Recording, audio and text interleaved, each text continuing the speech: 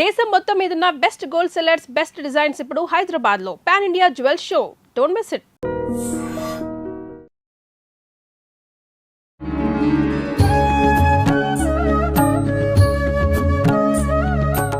నమస్కారం, welcome to I dream. Dharma Margam with Vijitha కార్యక్రమానికి స్వాగతం. ప్రస్తుతం మనతో పాటు ఉన్నారు ప్రముఖ జ్యోతిష వాస్తు పండితులు, లలిత ఉపాసకులు శ్రీ శ్రీ శ్రీ నానాజీ పట్నాయక్ గారి గురుగారితో మాట్లాడతాం. నమస్కారం అండి. శ్రీమాత్రే నమః. గురుగారు, గృహప్రవేశ సమయంలో చాలా వరకు ఆవు ఇంట్లో నడిస్తే గనక చాలా శుభం అని చెప్పి ఎన్ని ఫ్లోర్లు ఉన్న అంతస్తులైనా సరే ఆవును తీసుకెళ్లి పాపం ఇబ్బంది పెడుతున్నారు, చూస్తున్నాం. మొత్తానికి ఇట్లా ఒకవేళ ఆవు అందుబాటులో లేకపోతే ఈ మధ్య మనం చూసాం బ్యాటరీతో ఉండే ఆవు బొమ్మల్ని కూడా ఇండ్లంతా తిప్పటము ఆ రిమోట్ కంట్రోల్ తో, ఈ వీడియో మనం చూసాం. నిజంగా ఆవు నడిస్తే శుభమా? మరి ఆవు నడిస్తే శుభమని ఇలా యాంత్రికంగా ఉండే ఆవును తీసుకొచ్చి నడిపించినా కూడా శుభమేనా? ఒకసారి దాని గురించి. మంచి ప్రశ్న వేశారండి. ఫస్ట్ ఆఫ్ ఆల్ అయితే మీరు అన్నట్టుగా ఇప్పుడు కొన్ని ఇళ్ళకి పెద్ద లిఫ్ట్లు ఉండకపోతే మెట్ల మీద నుంచి లాక్కొని వెళ్తారు. ఇది ఫస్ట్ శుభం పక్కకు పెడితే దోషము పాపము అంటుకుంటుంది. దానివల్ల ఇబ్బంది పెడుతున్నాం కాబట్టి పెద్ద పెద్ద లిఫ్ట్లు ఉన్నప్పుడు చక్కగా లిఫ్ట్లో తీసుకెళ్ళి తెస్తారు, అప్పుడు ఇబ్బంది ఏమి ఉండదు గోవుకి. అయితే ఆవుని గనక గృహప్రవేశ సమయంలో ఇంట్లో తిప్పితే ఎందుకు మంచి అంటారంటే సకల దేవతలు గోవులో ఉంటాయి. అందులో కూడా చాలామంది తెలియక జెర్సీ ఆవును తిప్పుతారు తీసుకెళ్ళి. జెర్సీ ఆవు కాదు, దేశీ ఆవును తీసుకెళ్ళి తిప్పాలి. ఎందుకంటే దేశీ ఆవుకే ఆ యొక్క ఎనర్జీ అనేది ఉంటుంది, ఆరా అనేటువంటిది ఉంటుంది. ఎప్పుడైతే సకల దేవతలు గోవు ఇంట్లోకి వస్తుందో, మనం గృహప్రవేశానికి ముందు ఇల్లు నిర్మాణ దశలో ఉన్నప్పుడు అక్కడ నెగటివ్ ఎనర్జీస్ ఫామ్ అయి ఉంటాయి ఇంట్లో.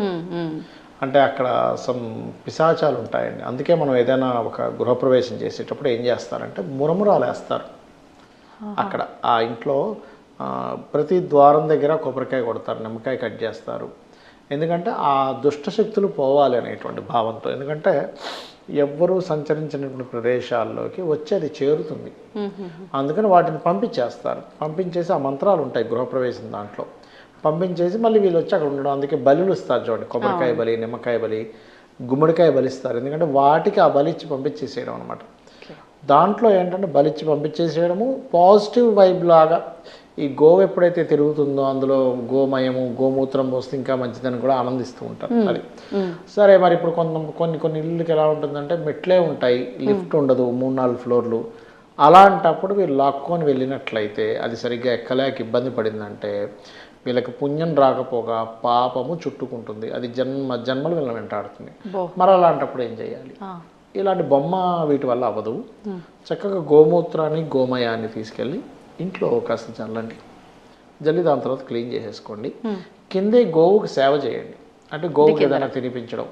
కిందన పిలిపించి గోవుకి అందరూ ప్రదక్షిణం చేసుకొని గోవుకి తినిపించి నమస్కారం చేసి వీలైతే హారతి ఇచ్చి దానికి దండం పెట్టుకొని పైకి వెళ్ళి మీ పనులు చేసుకోండి. అది కూడా ఈక్వల్ టు గోవు వచ్చిన ఫలితం. ఎందుకంటే మీరు బలవంతంగా లాక్కెళ్ళి అది దాని ముడుకులు కొట్టుకుపోయి అది మూగ జంతువై చెప్పుకోలేక లోపల హింస అనుభవించిందంటే సకల దేవతలు బాధపడ్డట్టే. ఒక గోవు బాధపడితే సకల దేవతలు బాధపడ్డట్టే. అప్పుడు ఇంకేం పుణ్యం మీకు? అక్కడ పాపమే చుట్టుకుంటుంది కదా, దేవతా శాపం తగులుతుంది దానివల్ల. కాబట్టి అలా చేయకండి. చక్కగా కిందకి పిలిపించుకోండి. వాళ్ళు తెస్తారు ఆ గోవుని, దూడని తీసుకొస్తారు, బండిలో ఎక్కించుకొని తెస్తారు.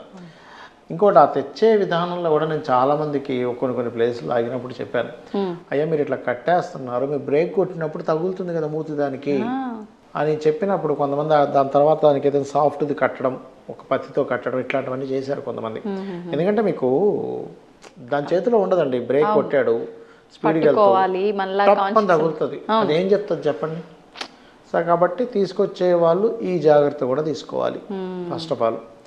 అట్లాగే ఇలా మెట్లు లేవు, కింద దిగగానే ఫస్ట్ దానికి మీరు కనుక దాన్ని చక్కగా శుభ్రం చేయగలిగితే శుభ్రం చేసి దాని చుట్టూ ప్రదక్షిణం చేసుకొని దానికి చక్కగా ఏదైనా దాన్ని ఆనందించేలాగా దానికి తినిపించి ఒక హారతి ఇచ్చి దండం పెట్టుకొని దాని మూత్రము, దాని మయము ఏదైనా ఉంటే తీసుకొని వెళ్ళి పైన లైట్గా జల్లేసి గుమ్మం ముందుని గొబ్బెమ్మలాగా పెట్టి దాని తర్వాత మళ్ళీ క్లీన్ చేసుకోవడం ద్వారా ఆ యొక్క గోవు యొక్క ఎనర్జీ ఎప్పుడైతే మీరు తినిపిస్తారో, ఎందుకు తినిపించమంటున్నానంటే ఏదైనా ఒక ప్రాణి మనం తినిపించగానే అది హ్యాపీ ఫీల్ అవుతుంది చూడండి. ఆ హ్యాపీ ఫీల్ అయిన ఎనర్జీ అది రిలీజ్ అయినప్పుడు మనం దాంతోపాటు మనం పైకి వెళ్ళి చేసినప్పుడు ఆ ఫలితం ఉంటుంది. దగ్గర బొమ్మది అదేంటి బొమ్మ అంటే ఎట్లా తయారైంది? కొన్ని వీటితో తయారైంది. ఎలక్ట్రానికల్ రిలేటెడ్, అది గోవుతో సమానం ఎందుకు అవుతుంది? అదే. కాకపోతే మీరు ఏదైనా ఒక ఫోటో మరి ఇప్పుడు మరి పూజిస్తున్నాం ఫోటోనో లేకపోతే గోవుకు సంబంధించిన ఏదైనా ఉన్నప్పుడు మొక్కుకున్నప్పుడు దాని ఫలితం అక్కడ ఏమైనా వస్తుంది.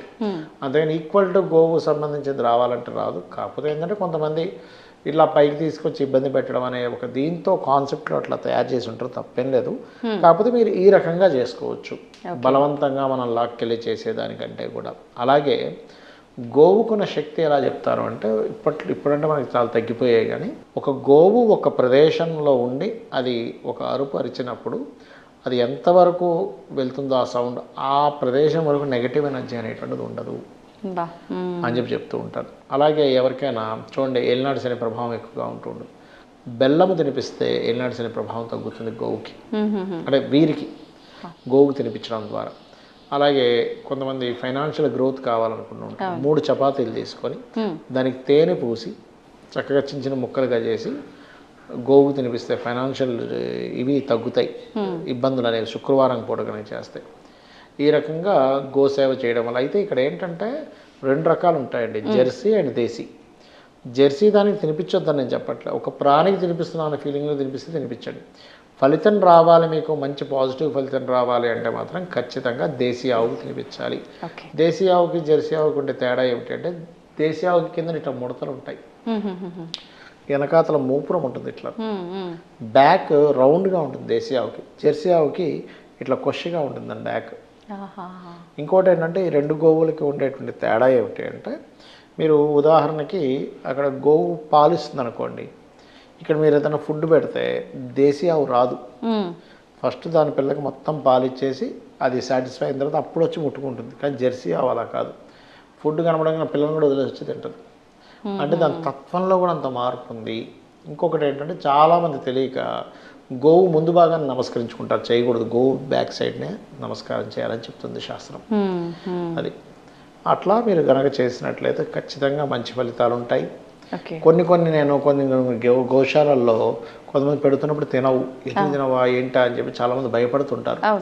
వీళ్ళకి కర్మ బలంగా ఉందనుకోండి, చాలా బలీయంగా ఉందనుకోండి, 1-4 సార్లు ప్రయత్నం చేస్తే కానీ అది క్లియర్ అవ్వదు. ఎందుకంటే గోవు కనుక మనం పెట్టింది వెంటనే ఆనందంగా తిన్నది అంటే మనకున్న కర్మ తొలగిపోవడానికి అది యాక్సెప్ట్ చేస్తుంది. మనం ఎన్నిసార్లు పెడుతున్నా తినట్లేదండి అంటూ ఉంటారు కొంతమంది. అప్పుడు దాని అర్థం ఏమిటంటే వీళ్ళకి కర్మ బలంగా ఉందని ఒకటి, లేదా దానికి ఆకలి తీరిపోయింది, ఫుల్ ఆకలి. మనలా తినవండి అవి. ఏ పక్షి ఏ జంతువు కూడా కడుపు నిండి ఉంటే తినదు అది. మనమే పిచ్చి పిచ్చిగా ఏది పడితే మళ్ళీ మాటి నోట్లో వేసుకుంటూ ఉంటాం. నిజంగా జంతువులు ఒక్కసారి తిన్నదంటే, ఎగ్జాంపుల్ పులి బాగా తిన్నదనుకోండి, మనిషి కనబడ్డ వచ్చి అటాక్ చేయదు అది, పక్క నుంచి పోతున్నా వదిలేస్తుంది, దానికి ఆకలేస్తేనే పట్టించుకుంటుంది. అట్లాగే అవి ఒక్కోసారి ఆకలి తీరిపోయి కడుపులు ఉన్నప్పుడు తినదు, అది అర్థం చేసుకోవాలి. కానీ వెళ్తున్న ప్రతిసారి అందరిది తింటుంది, మీది మాత్రం అది తినట్లేదు, బెల్లం పెట్టినా ఏం పెట్టినా అన్నప్పుడు ఒకటి దానికి కడుపు నిండైనా ఉండాలి, లేకపోతే ఆ వస్తువు ఇష్టం లేకపోయినా అయి ఉండాలి, లేదా మీ కర్మ బలంగా ఉన్నప్పుడు కూడా అది యాక్సెప్ట్ చేయదు. అలాంటప్పుడు ఆ గోమాతని నమస్కారం చేసుకుని మొక్కుకొని, అమ్మ నా కర్మలు తొలగించు అని అనుకొని తినిపించాలి. ఓకే. ఇప్పుడు మీరన్న ఇందాక బొమ్మ రూపంలో పెట్టుకున్నప్పుడు పూజ చేస్తే కొంత ఫలితం అన్నారు. చాలా వరకు ఇప్పుడు ఈ ఆవు దూడ బొమ్మ తీసుకొచ్చి ఇంట్లో షోకేజ్ లా పెట్టుకుంటారు, పూజ పునస్కారం లేకుండా. అది షోకేజ్ మాత్రమే, షోకి పెట్టుకోవడంలో తప్పేం లేదండి. కానీ ఎనర్జీ అయితే ఏమి ఉండదు దానివల్ల. ఎనర్జీ ఉండదు అంటే మీరు పూజించినప్పుడే దాంట్లో ఎనర్జీ ఫామ్ అవుద్ది ఎప్పుడు కూడా. అంటే వాస్తు ప్రకారంగా ఫేవర్ చేయడం ఉంటుందండి. అంటే ఫేవర్ అంటే ఒకటి, అది ధర్మానికి చిహ్నంగా చెప్తారు గోవుని, కాబట్టి అది ఏ జోన్లో ఉంటే దానికి సంబంధించిన ధర్మాలు వాళ్ళు బాగా పాటిస్తారని చెప్తూ ఉంటారు. అట్లా ధన్యవాదాలు. శ్రీమాత్రే నమః. And for more videos, Please subscribe to iDream. Please subscribe to iDream. Please subscribe iDream. And please subscribe to iDream. For more videos, subscribe to iDream. please like, share and subscribe to the channel. Congratulations, iDream. Subscribe to iDream. Subscribe to iDream. So subscribe to iDream Media. iDream ki iDream team andarki huge congratulations. Please subscribe iDream Media. Please subscribe to iDream. Subscribe iDream. Please subscribe to iDream. iDream అంటే నా కళల channel subscribe చేసుకున్నారు, నోరు తిరుగుతలేదు, మీరైతే గంట గుర్తు కొట్టండి. For more such videos, please subscribe to iDream. Subscribe to iDream. Please subscribe to iDream. Please subscribe iDream Media. Please do subscribe to iDream. Please subscribe to iDream Media. For best entertainment and information, please subscribe iDream. And don't forget to subscribe to iDream.